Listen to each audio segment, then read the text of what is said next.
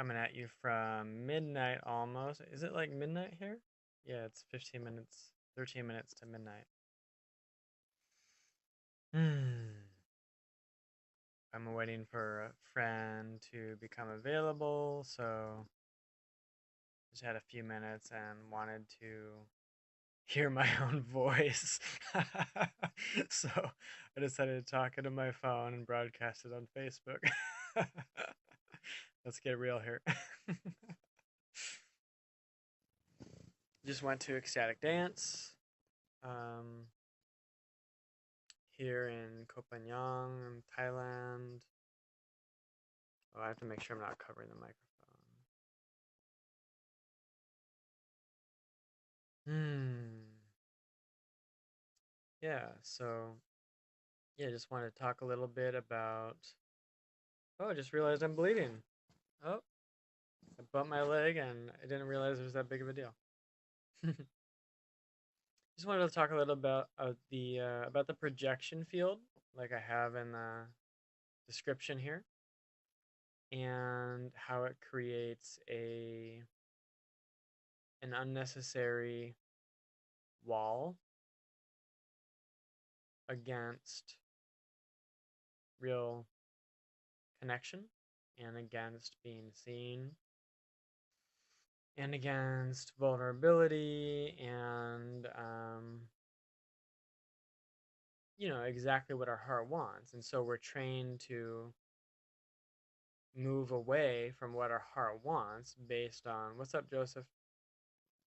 Based on what we think we want, based on what our ego is conditioned, our mind is conditioned to believe certain things are going to save us, right?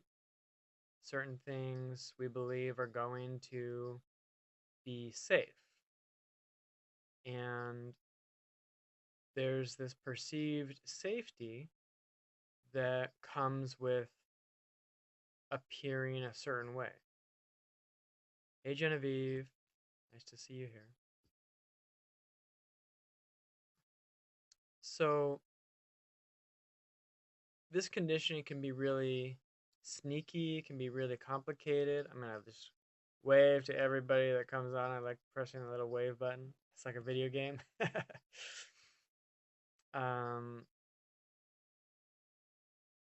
so, there's the good person dynamic, which I talked about earlier. This is kind of a part two, actually. It's kind of an extension on the good person dynamic that I've touched upon recently. Um, some people want to look good in a way that looks good, with quotes. Some people want to look good in a way that looks bad, with quotes, right? So it really depends on what our conditioning is because there's going to be different opinions and, mind's um, definition of safety that determines what actually is going to get approval or at the very least is going to prevent pain is really the goal of the conditioned mind, right? um, and in some cases it's even like I know this will cause me pain, but it's more painful to risk the unknown, and so the unknown is often what the mind sees as the greater pain, even if it's already in pain, right? So this is, I think it's clear. If it's not clear, let me know, but it can get kind of complicated. So I'll give some examples. I'll just give some examples from myself. One of the things that my conditioning has had me do is to always be the comedian, right? To be the class clown, to always make jokes. And actually, I remember in college, something that really struck me was one of my friends said, I can never get you to give me a straight answer to a question. And I was like, wow, and I didn't know the term projection field at the time, but I was like, wow, that's the image I'm projecting is I'm someone who will never give you a straight answer. This is like um, 12 or 13 years ago, so it's been a while. But at that time, I had conditioning to project an image of myself which was designed to ricochet inquiries about who I was with humor as a barrier to intimacy, right? And I still love humor, and now I'm a transformational comedian, right? So it's like, ooh, I still do the funny stuff, but I do it in a way that's um, designed to be vulnerable and designed to provide me with a healing experience at the same time as the people who are listening. Because if I'm not providing myself an experience, then for me, it's falling into the martyr complex. Because the martyr complex is another part of that good person dynamic that causes us to give away our time and energy, our power, for the purpose of appearing a certain way. And so this is what, last time my phone overheated and the battery died at the same time. um, hey, Lucia. Thanks for, oh, that's sweet of you. Thanks for joining. So, if you did not catch the earlier portion of my talk about the good person dynamic, I recommend checking that out also. It's sort of an intro to this concept. It was a few days ago. But yeah, now I'm kind of tying it back into this concept of the projection field and how people are often displaying things like, look how hard I worked, looked how much I suffered, look how kind I am, look how much money I spent, look how much time that took, look how bruised my body is,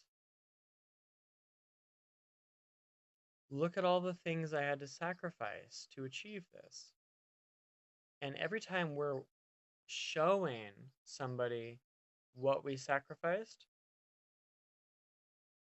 it's a great opportunity to ask the motivation. Why am I showing this? And it's not necessarily wrong, right? If I say to somebody, it took me 2 hours to come pick you up, and I feel what would feel really good is some acknowledgement, that's okay. Not including the second part, what would feel really good is blank. That's what creates the projection field because it's not totally transparent.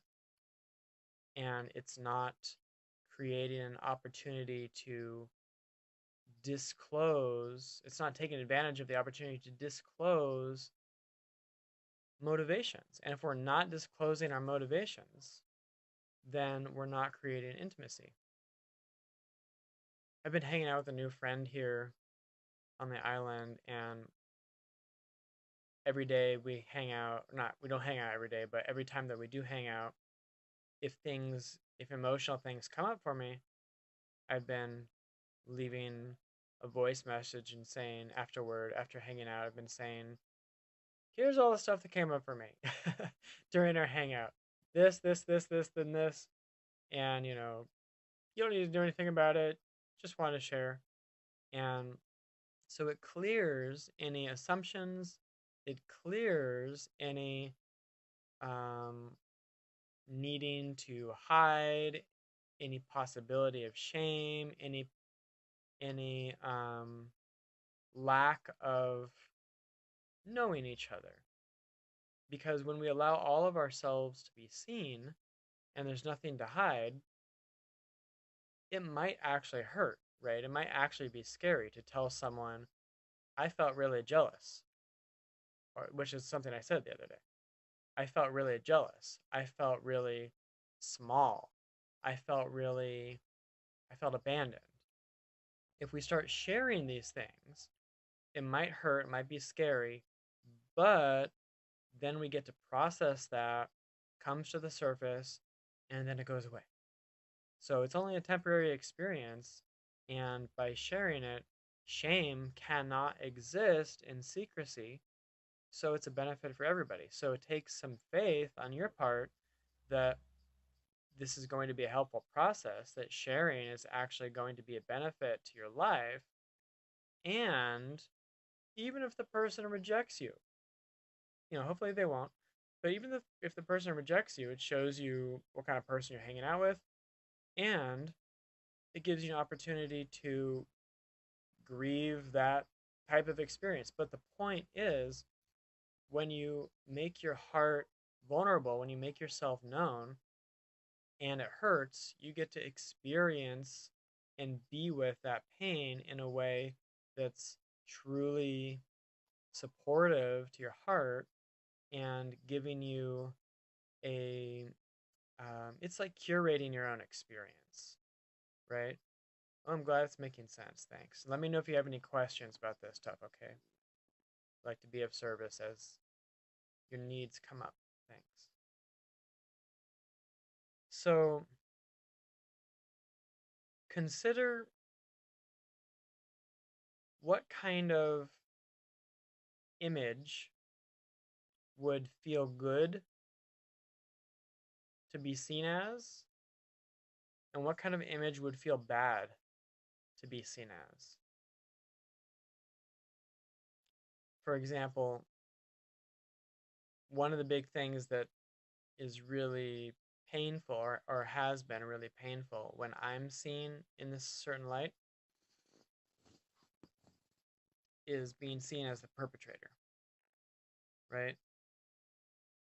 I had someone recently tell me in a way that, in a situation that was completely shocking to me, that I crossed their boundaries.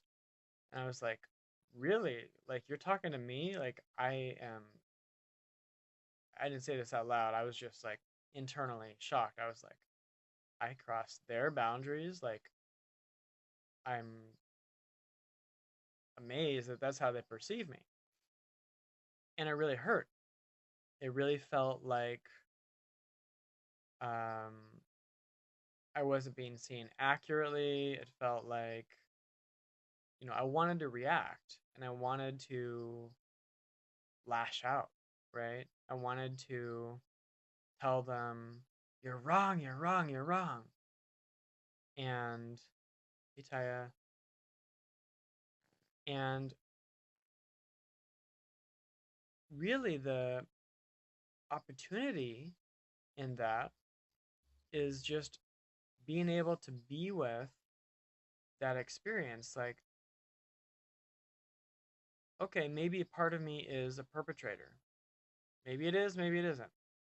But the point is that however I'm seen, I get to be with the feeling of how that feels. It doesn't have to be true, it doesn't have to be false.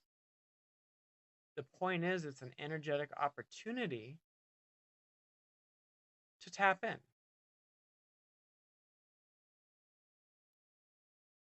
It's like, I mentioned in my last post here, um, I've been getting body work, like, massage, and how helpful that is in bringing stuff to the surface.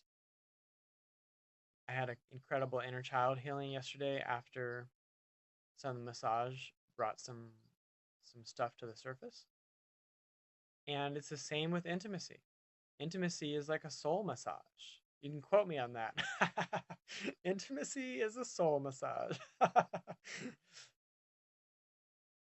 One more time. Intimacy is a soul massage. I love it.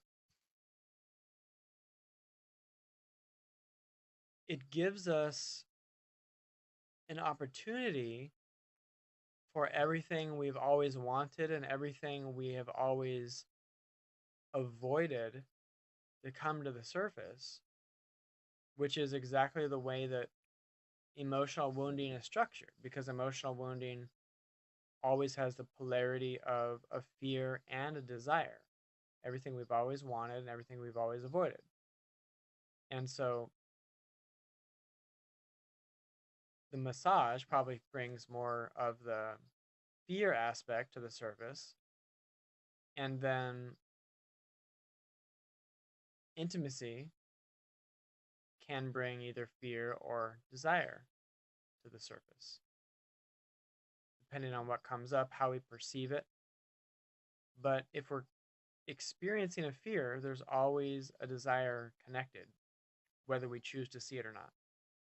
And the same with if we're experiencing desire, there's always a fear connected, whether we choose to see it or not. Such a delicious opportunity. Feel into that. If I'm in complete surrendered desire,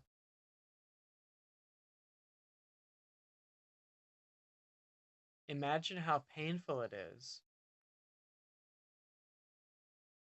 if in that moment something, when I'm so open, I'm so surrendered, I'm so vulnerable, and something that I'm afraid of shows up. Imagine how vulnerable that is.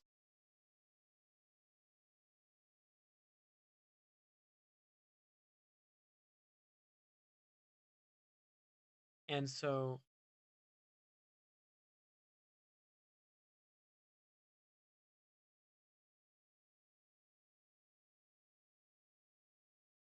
if we let go of the projection field that creates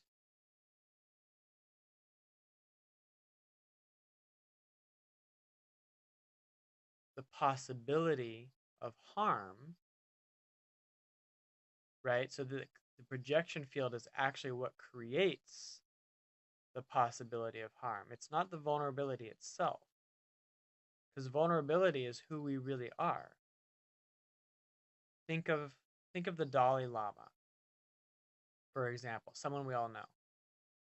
He's a very vulnerable person. He'll tell you what's on his mind. He's soft and supple. He's not going to fight you. He's emotionally available. Wherever he goes, he's going to be very vulnerable. And he's not trying to look a certain way. And so you could tell him, Dalai Lama, I think you're stupid. And it's not going to harm him because he doesn't have a projection field, which is try and prevent people from thinking I'm stupid. Right? So it's the projection field that actually causes us the harm.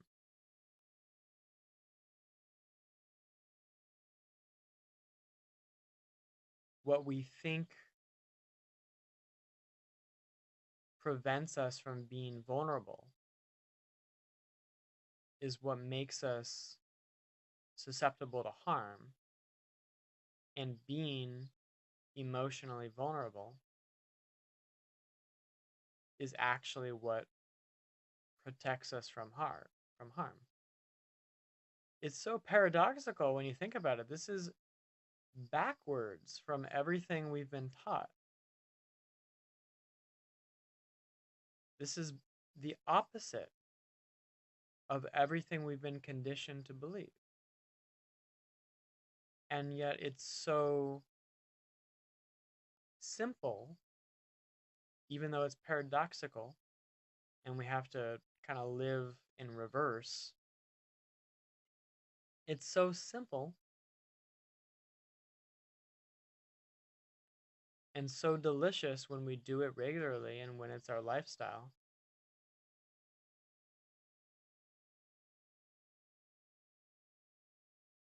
And it affords us such ability to be in silence and ease and grace.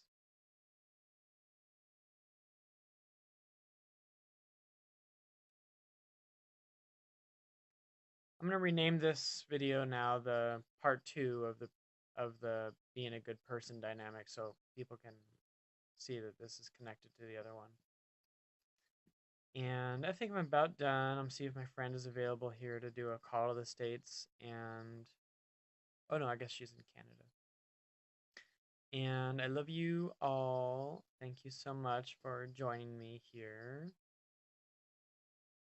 Take care. Bye bye.